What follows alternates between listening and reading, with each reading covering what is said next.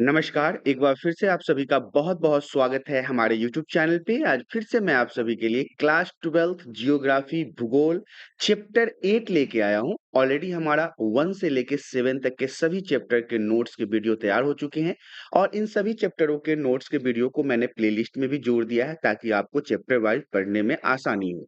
आज हम आप सभी को क्लास 12th जियोग्राफी चैप्टर 8 जिसका नाम है परिवहन एवं संचार के बारे में बताने वाला हूँ। तो आइए शुरुआत करते हैं परिवहन एवं संचार क्लास 12th जियोग्राफी चैप्टर 8 के नोट्स के सबसे महत्वपूर्ण पॉइंट से। सबसे पहला महत्वपूर्ण पॉइंट हमारा कहता है परिवहन क्या होता है, परिवहन किसे कहते हैं। वस्तुओं तथा व्यक्तियों को एक स्थान से मतलब एक जगह से दूसरे जगह तक ले जाने की जो प्रक्रिया होती है, जो काम होता है, वही हमारा परिवहन कहलाता है। वस्तु तथा व्यक्ति कहने का मतलब है किसी भी वस्तु को या किसी भी व्यक्ति को अगर हम एक स्थान से ले जाके दूसरे स्थान पे छोड़ते हैं या फिर दूसरे स्थान से ले जाके पहले स्थान पे छोड़ते हैं, तो ये ले जाने और छोड़ने की जो प्रक्रिया है यही हमारा परिवहन कहलाता है। आधुनिक समय में अर्थात अभी वर्तमान समय में मनुष्य के जीवन के लिए आवश्यक दिन प्रतिदिन की क्रियाओं एवं व्यापार के लिए परिवहन के साधनों का होना एक आवश्यकता बन गया है। आज के समय में आपको पता है कि बिना परिवहन के हम कोई भी कार्य को नहीं कर सकते क्योंकि आज जितनी तेजी से दुनिया बढ़ रही है उसमें एक जगह से दूसरी जगह जाना व्यापार के माध्यम से हो या फिर पर्यटन के माध्यम से हो या फिर किसी अन्य कारण से ही हो, इसमें परिवहन जो है अपना महत्वपूर्ण योगदान देता है। परिवहन के अगर साधन की बात कर लें तो इसमें स्थल मार्ग में सड़क आता है, रेलवे आता है, पाइपलाइन आती है।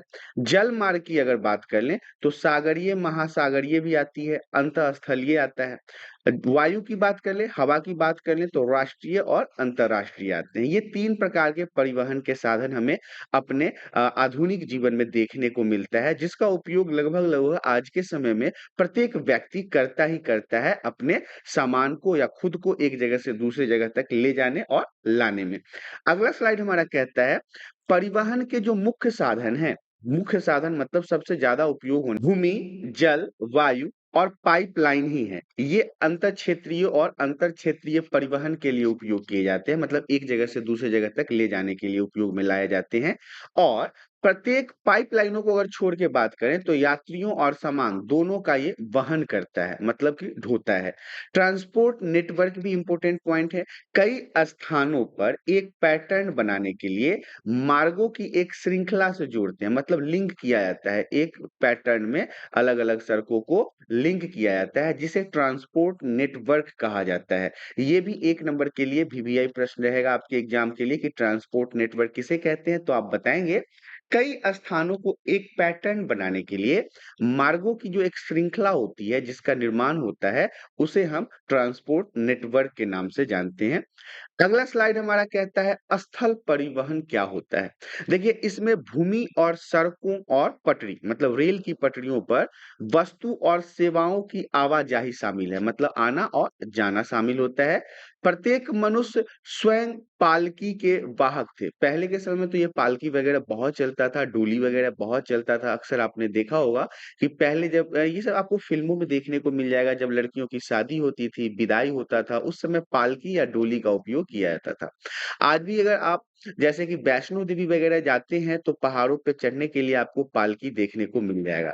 बाद में ये खच्चरों, घोड़ों, ऊँटों जैसे जानवरों का उपयोग किया जाने लगा। फिर पालकी की जब ट्रेडिशनल मतलब कि ट्रेंड समाप्त हो गया, उसके बाद लोग गधों, घोड़ों, ऊँट जैसे जानवरों का उपयोग करने लगे। उत्तरी अमेरिका में कुत्तों और बारहसिंघों का इस्तेमाल किया जाता था। अगर उत्तरी अमेरिका की बात कर लें तो यहाँ पे परिवहन के लिए कुत्ता और बारहसिंह जैसे जानवर का उपयोग करते थे। भारत में बैलगाड़ी का इस्तेमाल गाड़ी खींचने के लिए किया जाता था। हाल तक तो आपने देखा होगा कि बैलगाड़ी का उपयोग होता था जिसमें बैलों के माध्यम से सामानों को ढोने का काम होता था। 18वीं शताब्दी में भाप इंजन के आविष्कार के बाद क्रांति आई। जब रेल के लिए भाप इंजन आया, उसके बाद क्रांति आई जिसने आंतरिक दहन इंजनों का आविष्कार के साथ-साथ रेलवे और रोडवेज की शुरुआत की। इसके बाद बहुत सारे रेल की पटरियाँ बनाई गई, सड़कें बनाई गई। भूमि परिवहन के लिए नए साधनों में पाइपलाइन, रोडवे, केबलें रस्सी और केबल आमतौर पर खड़ी पहाड़ी ढलानों जो मतलब चढ़ाई में दिक्कत हो या उतरने में दिक्कत हो, उन पर पाए जाते थे।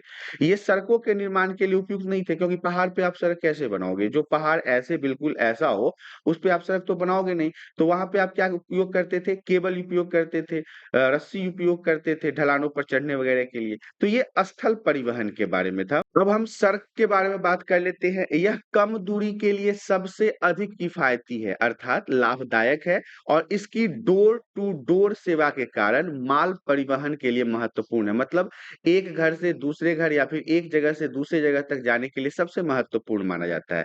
धातुकृत सड़कें सभी मौसम वाली सड़कें होती है, जबकि असिंचित सड़कें अपने सरल निर्माण के कारण सभी मौसम में उपयोगी नहीं होते हैं। कुछ-कुछ मौसम में ये सड़कें खराब हो जाती है। हालाँकि जैसे कि भारी बारिश की ही बात कर लें, तो आपको पता है कि बहुत ज़्यादा बारिश हो गया, बहुत ज़्यादा बाढ़ आ गया, तो इसमें क्या होती है, कभी-कभी सड़कें टूट भी जाती है, पुल वगैरह भी टूट जाता है। विकसित देशों की तुलना में जो विकसित देश की सड़कें होती हैं, उनकी गुणवत्ता, निर्माण और रख-रखाव बेहतर होता है। जो विकसित देश हैं, वो अच्छी सड़कें बनाते हैं, क्योंकि इसके लिए भारी खर्च की आवश्यकता होती है सड़कों के निर्माण के लिए। अगला पॉइंट हमारा कहता है सड़क का घनत्व। तो देखिए, सड़क का घनत्व का मतलब होता है प्रति 100 वर्ग किलोमीटर क्षेत्र में सड़क मार्गों की लंबाई। 1 नंबर के लिए इम्पोर्टेंट होगा, अगर आपसे पूछा जाए सड़क घनत्व से आप क्या समझते हैं? तो आप बताएँगे सड़क घनत्व का मतलब होता है प्रति 100 वर्ग किलोमीटर क्षेत्र में सड़क मार्गों की लंबाई कितनी है।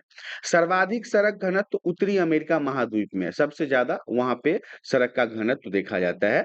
दुनिया की कुल मीटर योग्य सड़क की लंबाई जो है वो केवल 15 मिलियन किलोमीटर है, जिसमें उत्तरी अमेरिका ने अलग से 33% हिस्सा लिया है। हालांकि पश्चिमी यूरोप की तुलना में उत्तरी अमेरिका में वाहनों की संख्या के साथ-साथ उच्चतम सड़क घनत्व भी दर्ज किया है। तो ये काफी महत्वपूर्ण जानकारी है कि अगर आपसे पूछा जाए पूरी दुनिया में जो सड़क की लंबाई है वो केवल लगभग 15 मिलियन किलोमीटर है, जिसमें उत्तरी अमेरिका ने अलग से 33% का हिस्सा लिया है।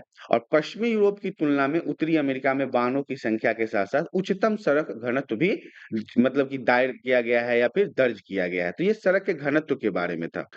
अब हम यातायात प्रवाह के बारे में जान लेते हैं। यह सड़कों पर यातायात को संदर्भित करता है, जो हाल के वर्षों में नाटकीय रूप से बढ़ गया है। चूँकि सड़क नेटवर्क यातायात की माँगों का सामना नहीं कर सकता, इसलिए भीड़ होती है। क्या होता है, यातायात प्रवाह की अगर बात की जाए, तो ये सड़कों पर यातायात को संदर्भित करता है कि कितनी सड़क पे कितने लोगों का यातायात चालू है। और हाल के वर्षों में ये काफ़ी बढ़ गया है, चूँकि सड़क जो है, सड़क नेटवर्क वो यातायात की माँगों का सामना नहीं कर सकता है, इसलिए भीड़ बहुत ज़्यादा होती है।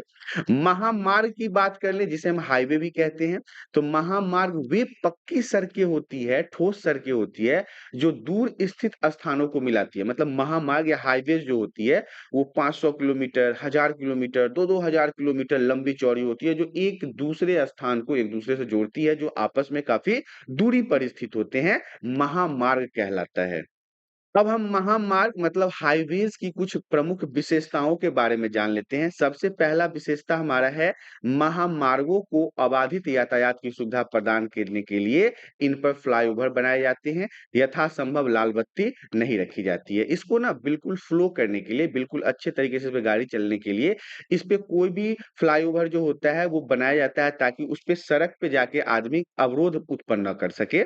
दूसरा है, ये सड़कें गति अवरोधों से मुक्त होती है और कई लेन वाली होती है। आपको पता है कि इसपे ब्रेकर्स वगैरह बहुत ही नहीं होते हैं, मतलब कम ही होते हैं, और कई लेन कहने का मतलब है कई सारे सड़कों को जोड़कर हाईवे को बनाया जाता है। जैसे 3 सड़क इधर है, बीच में फिर इधर से जाने वाले हैं, फिर उधर से आने वाले हैं, ऐसे लंबी-चौड़ी सड़कें होती है। इनकी चौड़ाई लगभग-लगभग 80 मीटर तक होती है, काफ़ी चौड़ी होती है। ये सड़कें देश के प्रमुख नगरों को मिलाती है, एक-दूसरे से शहर को मिलाने का काम करता है या राज्य को मिलाने का काम करता है। इन सड़कों के किनारों पर रेलिंग लगी होती है, घेराबंदी होती है, ताकि कहीं पर भी इनको क्रॉस ना किया जा सके। नहीं तो जो आस-पास के लोग होंगे, गाँव के लोग होंगे, वो उसी को क्रॉस करके उसमें घुसने की कोशिश करेंगे, जिससे क्या होगा, यातायात बाधित होगा। इसलिए इस पे रेलिंग लगाया जाता है, ताकि यातायात बाधित ना हो पाए। तो ये महामार्ग की अर्थात हाइवेज की विशेषताओं के रूप में जाना जाता है। अब हम बात कर लेते हैं सीमावर्ती सड़क के बारे में। तो देखिए, किसी देश में अंतर्राष्ट्रीय सीमा के सहारे बनाई गई सड़कों को हम सीमावर्ती सड़कें कहते हैं। किसी भी देश के अंतर्राष्ट्रीय सीमा मतलब जब एक देश दूसरे देश के बॉर्डर की जगह हो, वहां पे अगर कोई सड़कें बनाई जाती है तो उसे सीमावर्ती सड़क कहते हैं। ये सड़कें सुदूर मतलब दूर के क्षेत्रों में रहने वाले लोगों का प्रमुख नगरों से जोड़ने व प्रतिरक्षा प्रदान करने के लिए महत्व भूमिका निभाती है। जो लोग बहुत दूर दराज में रहते हैं ना, उनको एक शहर से दूसरे शहर में जोड़ने के लिए ये सड़कें बनाई जाती है, जिसे हम सीमावर्ती सड़क कहते हैं। यहाँ पे अब रेलवे आ गया, जो वीवीआई पॉइंट रहेगा खासकर यातायात के चैप्टर में, क्योंकि इसी के माध्यम से तो हमारे यातायात के साधनों में क्रांति आई थी। तो लंबी दूरी पर भारी सामान और यात्रियों के परिवहन के लिए रेलवे सबसे उपयुक्त माना जाता है, सबसे अच्छा साधन माना जाता है। अत्यधिक औद्योगिक क्षेत्र, शहरीकृत क्षेत्र, खनिज समृद्ध क्षेत्र, अयस्कों, अनाज, लकड़ी और मशीनरी के परिवहन के लिए रेलवे से जुड़े हुए हैं। सभी महाद्वीपों में सघन नेटवर्क है इसकी, जबकि यूरोप में रेलवे का घनत्व तो सबसे अधिक है। यूरोप में रेलवे सबसे अधिक पाया जाता है। अफ्रीका, एशिया और दक्षिण अमेरिका में रेलवे नेटवर्क खनिज समृद्ध और उपजाऊ क्षेत्रों को भी जोड़ता है, एक दूसरे से ये कनेक्ट करता है और मुख्य रूप से प्राकृतिक संसाधनों का उपयोग करने के लिए विकसित किया गया है। तो ये सारी चीजें रेलवे के बारे में था। अब हम जल परिवहन के बारे में बात कर लेते हैं। यह परिवहन का सबसे सस्ता साधन है, मतलब कम लागत है इसमें और सबसे आसान और सस्ता माना जाता है, क्योंकि कोई निर्माण लागत नहीं है और बहुत कम रख रखाव भी लगता है, कोई मेंटेनेंस चार्ज भी नहीं लगता है। महासागरों को जोड़ने से विभिन्न आकारों के जहाजों के साथ अधिक से अधिक नेविगेशन आया है। जल परिवहन को समुद्री मार्गों और अंतर्देशीय जल मार्गों में विभाजित किया गया है। तो ये पानी के माध्यम से जो हम यातायात करते हैं या एक जगह से दूसरी जगह जाते हैं, इसे हम जल परिवहन कहते हैं, जिसमें सबसे पहला है समुद्री मार्ग। तो देखिए, समुद्र और महासागर जो है, मतलब जो ओशंस होते हैं, बिना किसी रख-रखाव लागत के सभी दिशाओं में सुगम राजमार्ग प्रदान करते हैं। इसमें कोई मेंटेनेंस चार्ज नहीं होता। मॉडर्न यात्री जो जहाज और कार्गो जहाज जो होता है, वो विभिन्न नेविगेशन एड से सुसज्जित होते हैं। नेविगेशन का मतलब होता है कि अब समुद्र तो बहुत बड़ा होता है, अब इसमें एक छोटा-सा जहाज वो किधर जाना है, ये उसको नेविगेट करने के लिए नेविगेशन का इस्तेमाल करना पड़ता है। जैसे कि गूगल नेविगेशन का आपको पता है कि कैसे हमें किन सड़कों पे जाना है। तो ये नेविगेशन जो है, उनको सही सड़क का ज्ञान प्रदान करने के लिए काफ़ी महत्वपूर्ण भूमिका निभाता है। अगला पॉइंट हमारा कहता है महत्वपूर्ण समुद्री मार्ग इस प्रकार है। कौन-कौन से महत्वपूर्ण समुद्र के अंदर मार्ग है, उनके बारे में जान लेते हैं। ये भी वीवीआई पॉइंट रहेगा एग्ज़ाम के लिए काफ़ी महत्वपूर्ण। सबसे पहला है नॉर्थ अटलांटिक सी रूट। यह नॉर्थ ईस्ट यूएसए और नॉर्थ वेस्टर्न यूरोप को एक साथ जोड़ता है। 2 अलग-अलग बड़े-बड़े देशों को एक साथ जोड़ता है। यह दुनिया का सबसे व्यस्त रास्ता है और इसे बिग ट्रंक मार्ग भी कहा जाता है। 1 नंबर का प्रश्न अगर आपसे पूछा जाए बिग ट्रंक मार्ग किसे कहते हैं, तो आप बताएँगे नॉर्थ ईस्ट यूएस और नॉर्थ वेस्टर्न यूरोप को जोड़ने वाला नॉर्थ अटलांटिक सी रूट को ही हम बिग ट्रंक मार्ग भी कहते हैं। अगला पॉइंट हमारा है भूमध्य सागरीय। देखिए, हिंद महासागर जो सागर मार्ग है, यह मार्ग पश्चिमी अफ्रीका, दक्षिण अफ्रीका, दक्षिण पूर्व एशिया, ऑस्ट्रेलिया, न्यूजीलैंड के साथ औद्योगिक यूरोप को भी जोड़ता है। एक समुद्र इतने सारे अलग-अलग देशों को जोड़ता है। प्राकृतिक संसाधन जैसे सोना, हीरा, तांबा, टीन, मूंगफली, तेल तार, कॉफी, फलों का इसके माध्यम से व्यापार होता है। एक जगह से दूसरे जगह तक ले जाने में इसकी मदद होती है। अगला है हमारा Cape of Good Hope sea route. ये तीसरे नंबर पे आता है और वीवीआई पॉइंट रहेगा। पिछले साल एग्जाम में बोर्ड के एग्जाम में पूछा गया था। यह मार्ग जो है वो पश्चिमी यूरोप और पश्चिमी अफ्रीकी देशों को दक्षिण अमेरिका में ब्राजील, अर्जेंटीना, उज़्बेकिस्तान से जोड़ता है। इस मार्ग पर यातायात बहुत कम होता है, क्योंकि इस मार्ग में पड़ने वाले देशों के पास समान उत्पादन और संसाधन होते हैं, इसीलिए इस पे ज़्यादा यातायात नहीं होता। लेकिन Cape of Good Hope sea route जो है वो काफ़ी इम्पोर्टेंट पॉइंट है, इसे आप सही तरीके से याद ज़रूर कर लीजिएगा, क्योंकि ये सारे जो हैं समुद्री मार्ग के महत्वपूर्ण रूट्स के बारे में आपको बता रहे हैं। अगला मार्ग हमारा कहता है उत्तरी प्रशांत सागर मार्ग। यह मार्ग उत्तरी अमेरिका के पश्चिमी तट पर स्थित बंदरगाहों को एशिया से जोड़ता है, एशिया महादेश से जोड़ता है। ये एशियाई पक्ष के Yokohama, Kobe, Shanghai, Hong Kong, Manila, Singapore के साथ Vancouver, Seattle, Portland, San Francisco America पक्ष के लॉस एंजलिस है। तो देखिए उत्तरी प्रशांत महासागर भी जो है वो कई सारे विदेशी देशों को एक साथ जोड़ने में मदद करता है। वहीं पे अगर हम दक्षिण प्रशांत सागर मार्ग की बात कर लें तो इस मार्ग का उपयोग हांगकांग, फिलीपींस, इंडोनेशिया तक पहुंचने के लिए किया जाता है। ये सब भी आपस में एक देश है जहां तक पहुंचने के लिए दक्षिण प्रशांत सागर का उपयोग किया जाता है। यह पनामा नहर के माध्यम से पश्चिमी यूरोप और उत्तरी अमेरिका, ऑस्ट्रेलिया, न्यूजीलैंड, प्रशांत द्वीपों को भी एक साथ जोड़ता है। पनामा सिडनी से लगभग 12,000 किलोमीटर दूर है। होनोलुलु इस मार्ग का एक महत्वपूर्ण बंदरगाह है। आपने नाम सुना होगा होनोलुलु का, जब मैंने बंदरगाह वाले चैप्टर में बताया था आपको इससे पहले के चैप्टर्स में, तो आपको ये याद रखना है कि पनामा सिडनी से 12,000 किलोमीटर दूर है और इनके बीच में जो सबसे महत्वपूर्ण बंदरगाह पड़ता है, बंदरगाह मतलब जहाँ जहाज सब रुकते हैं, जहाँ जहाजों का बसेरा होता है, उसे हम बंदरगाह कहते हैं। तो होनोलुलु इस मार्ग का सबसे महत्वपूर्ण बंदरगाह के रूप में जाना जाता है। अगला पॉइंट हमारा कहता है तटीय नौवहन लंबी तटरेखा। जैसे संयुक्त राज्य अमेरिका, चीन, भारत के साथ-साथ परिवहन का एक सुविधाजनक तरीका है। इस प्रकार की शिपिंग भूमि मार्गों पर भीड़ को कम कर देता है, मतलब बहुत ज़्यादा भीड़-भाड़ नहीं रहने देता। तटीय नौवहन लंबी तटरेखा जो है, इसके माध्यम से भी व्यापार की चीज़ों को एक जगह से दूसरी जगह तक ले जाया जाता है। अगला पॉइंट हमारा कहता है शिपिंग नहरें। तो 2 नहरें हैं जो पूर्वी और पश्चिमी दोनों दुनिया के लिए वाणिज्य के द्वार के रूप में काम करती है। 2 नहरें कौन-कौन से हैं? स्वेज नहर और पनामा नहर, जो क्या करता है? व्यापार करने में एक देश को दूसरे देश से मदद करता है। जैसे स्वेज नहर की अगर बात कर ले, तो स्वेज नहर का निर्माण 1869 में हुआ था, 1869 में हुआ था। यह एक मानव निर्मित नहर है, इंसानों के द्वारा बनाया गया था, जो भूमध्य सागर और लाल समुद्र को जोड़ती है। 160 किलोमीटर लंबा है ये स्वेज नहर और बिना किसी ताले के 11 मीटर गहरा, 11 से 15 मीटर गहरा है। अगर इसकी गहराई की बात करें तो 11 से 15 मीटर ये गहरा है और इसके माध्यम से समुद्र का पानी स्वतंत्र रूप से बहता है। ये हमारा स्वेज नहर था। पनामा नहर की अगर बात कर लें तो पनामा नहर भी एक मानव निर्मित नहर है जो अटलांटिक महासागर को प्रशांत महासागर से जोड़ता है। यह 72 किलोमीटर लंबा है और इसमें 12 किलोमीटर की लंबाई के लिए गहरी कटाई शामिल है। इसमें 6 ताले हैं जो समुद्र के द्वारा 13,000 किलोमीटर न्यूयॉर्क और सैन फ्रांसिस्को के बीच की दूरी को छोटा कर देता है। समझ रहे हैं? 13,000 किलोमीटर की दूरी अगर कम हो रहा है तो कितना बड़ा बात है। ये किसके द्वारा होता है? पनामा नहर के द्वारा होता है। तो ये शिपिंग नहरों के रूप में जाना जाता है और ये नंबर 1 है स्वेज नहर और ये नंबर 2 है पनामा नहर। इस नहर की विशेषताओं के बारे में, तो इस नहर का निर्माण 1869 में मिस्र में हुआ था। यह नहर जो है भूमध्य सागर को लाल सागर से जोड़ती है। यह लगभग 180 किलोमीटर लंबी है और 11 से 15 मीटर तक गहरी भी है। इस नहर के द्वारा यूरोप, दक्षिण एशिया, ऑस्ट्रेलिया के मध्य की दूरी को मतलब काफ़ी कम कर दिया गया है।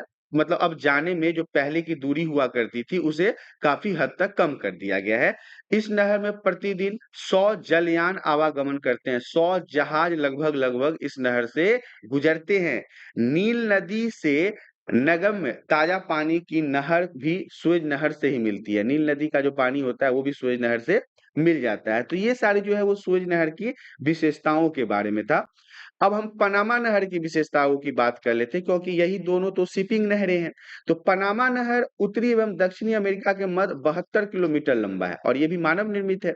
यह नहर के कारण उत्तरी अमेरिका के पूर्व न्यूयॉर्क, पश्चिम में स्थित सैन फ्रांसिस्को के मध्य जो जल परिवहन से 13,000 किलोमीटर की दूरी थी, ज़्यादा जो पहले लगती थी, उसे अब कम कर दिया गया है इस नहर के द्वारा। किस नहर के द्वारा? पनामा नहर के द्वारा। इस तरह पश्चिमी यूरोप और अमेरिका जो है इसके पश्चिमी तट की दूरी अब कम हो गई है। दक्षिण अफ्रीका के पूर्वी एवं पश्चिमी तट के मध्य आसानी से अब परिवहन हो पाता है। लोग एक आसानी से एक से दूसरे जगह जा सकते हैं। यह नहर दक्षिण अमेरिका के राष्ट्रों के मध्य व्यापार को बढ़ाने में सहायक हुआ है। यहाँ पे बिजनेस बढ़ा है। जब से पनामा नहर बना है तब से यहाँ पे बिजनेस बढ़ गया है। लेते हैं अंतर्देशीय जल मार्ग के बारे में। तो देखिए नदियां, नहरें, झीलें और तटीय क्षेत्र कार्गो और यात्रियों के परिवहन के लिए अंतर्देशीय जल मार्ग है। अंतर्देशीय जल मार्ग का विकास नाविकता, जल प्रवाह और परिवहन प्रौद्योगिकी पर निर्भर करता है। ये महत्वपूर्ण अंतर्राष्ट्रीय जल मार्ग है। अंतर्देशीय जल मार्ग में नदियां ही आएंगी, नहरें, झीलें और तटीय क्षेत्र जो कार्गो और यात्रियों के परिवहन के लिए अंतर्देशीय जल मार्ग है, जिसपे मतलब सामानों को भी ढोया जाता है और इंसानों को भी एक जगह से दूसरी जगह तक ले जाया जाता है। राइन जल मार्ग के बारे में जान लीजिए। यह जल मार्ग जो है वो स्विट्जरलैंड, जर्मनी, फ्रांस, बेल्जियम और नीदरलैंड के औद्योगिक क्षेत्र को उत्तरी अटलांटिक समुद्री मार्गों से जोड़ता है। औद्योगिक मतलब व्यापारिक क्षेत्र को अटलांटिक महासागर से जोड़ता है। राइन नदी जो है वो जर्मनी और नीदरलैंड से होकर बहती है। यह एक समृद्ध कोयला क्षेत्र के माध्यम से बहती है, मतलब कि इस एरिया में, इसके आसपास कोयला का बहुत बड़ा भंडार है। डेसेलडॉर्फ इस क्षेत्र का एक महत्वपूर्ण बंदरगाह है। यह जल मार्ग दुनिया का सबसे भारी उपयोग में आता है। इस जल मार्ग से हर साल 20,000 से अधिक समुद्री जहाज और 2,000 अंतर्देशीय जहाज चलते हैं। समझिए कितना बड़ा बंदरगाह होगा जहां से लगभग लगभग 20,000 समुद्री जहाज चलता है और 2,000 विदेशी जहाज भी आते हैं। अब हम बात करेंगे डेन्यूब जल मार्ग के बारे में। देखिए दानवे नदी जो टाउमा सेवरीन एक नगम्य है, ब्लैक फॉरेस्ट से उभरती है। इसका उपयोग मुख्य रूप से गेहूं, मक्का, लकड़ी और मशीनरी के निर्यात के लिए किया जाता है। इन चीजों को डैन्यूब जल मार्ग के माध्यम से ढोया जाता है और एक जगह से दूसरे जगह तक पहुंचाया जाता है। वहीं पे अगर हम वोल्गा जल मार्ग की बात कर लें तो वोल्गा जो है वो रूस के विकसित जल मार्गों में से एक है। यह कैस्पियन सागर से 11,200 किलोमीटर और नालों तक नगम है, मतलब फैला हुआ है। यह क्रमशः वोल्गा, मास्को नहर, वोल्गा डॉन नहर के माध्यम से मास्को क्षेत्र और काला सागर से एक दूसरे को जोड़ता है। काला सागर तक इसका आगमन होता है। The Great Lakes Saint Lawrence की बात कर ले तो seaway Great Lakes Saint Lawrence नदी के एस्टरी के साथ उत्तरी अमेरिका में एक जलमार्ग बनाता है। इस मार्ग पर दुलूथ और भैंस दो महत्वपूर्ण बंदरगाह है। मिसिसिपी जलमार्ग के बारे में बात कर लीजिए, इंपॉर्टेंट है एक नंबर के लिए। मिसिसिपी ओहियो जलमार्ग दक्षिण में मैक्सिको की खाड़ी के साथ साथ संयुक्त राज्य अमेरिका के आंतरिक भाग को भी जोड़ता है, इंटरनल पार्ट को भी जोड़ता है।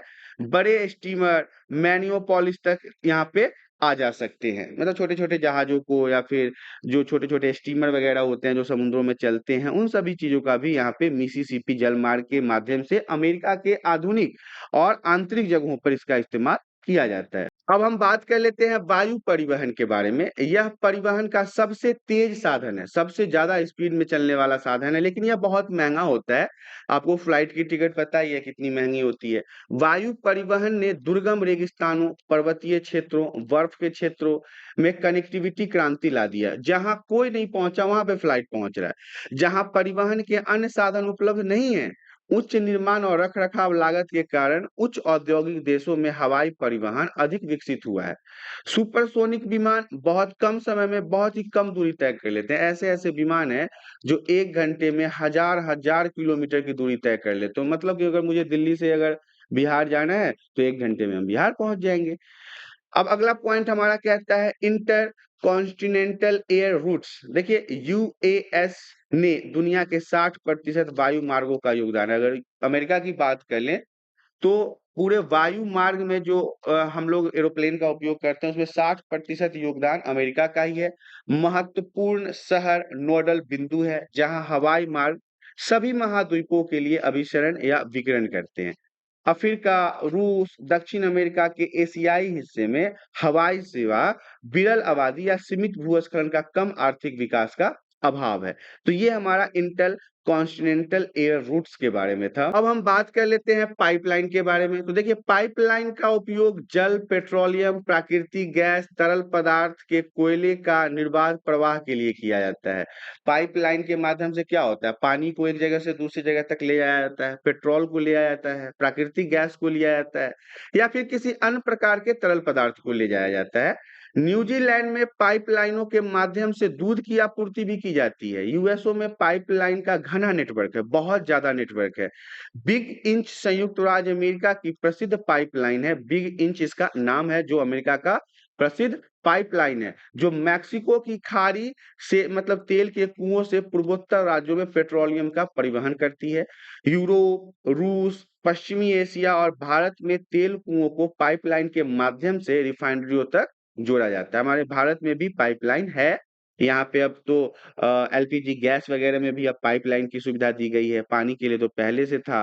तो ये सारी चीजें पाइपलाइनों के माध्यम से परिवहन के रूप में जाना जाता है। अब हम बात करेंगे पाइपलाइन परिवहन के लाभ। तो देखिए पाइपलाइनों को कठिन उबड़-खाबड़ भूभागों तथा पानी के बीच भी बिछाया जा सकता है, कहीं भी इसे बिछाया जा सकता है। इसके संचालन एवं रख-रखाव का खर्चा अपेक्षाकृत कम होता है, मतलब कम से ये काम चल जाता है। यह जलीय तथा गैसीय पदार्थों के परिवहन का तीव्र, सस्ता और पर्यावरण हितैषी साधन है, जिसमें पर्यावरण को नुकसान ज्यादा नहीं होता है।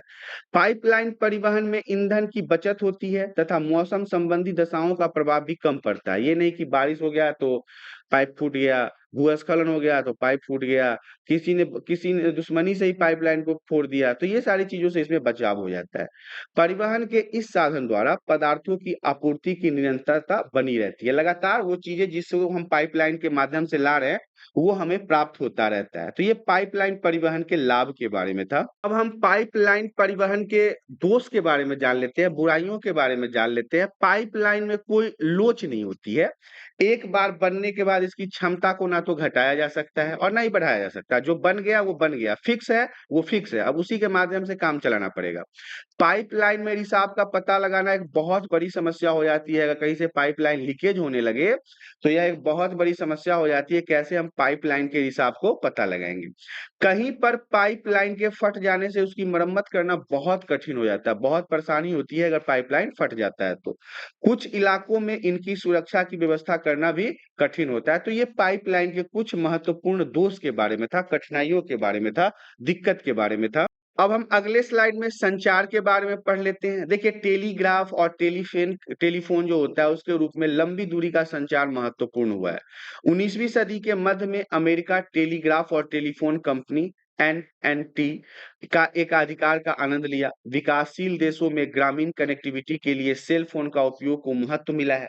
नवीनतम प्रौद्योगिकी मतलब आज के आधुनिक टेक्नोलॉजी विकास के परिणाम स्वरूप ऑप्टिकल फाइबर, केबल फाइबर हो गए हैं। ये बड़ी मात्रा में डेटा को संचारित करने की अनुमति देता है। जो पहले कम मात्रा में डाटा ट्रांसफर होता था, वो बड़ी मात्रा में मेगाबाइट में, जीबी में डाटा ट्रांसफर हो रहा है। वास्तव में ये त्रुटि मुक्त होते हैं।